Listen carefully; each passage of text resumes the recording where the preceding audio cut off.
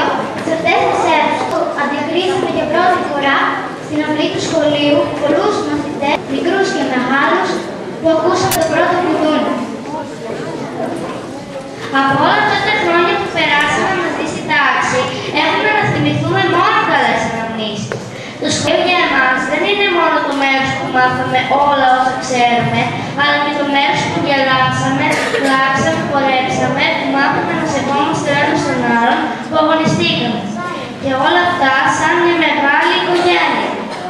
Πολλά πράγματα όμως οφείλουμε και στους γονείς μας, αφού εκείνοι είναι συνέχεια δίπλα μας στις επιτυχίες μας αλλά και τις αποτυχίες μας. Μας ενθαρρύνουν και μας δίνουν κουράγιο για τη συνέχεια και πάντα μας λένε να μην το βάζουμε κάτω. Τους χρωστάμε μεγάλη ευγνωμοσύνη.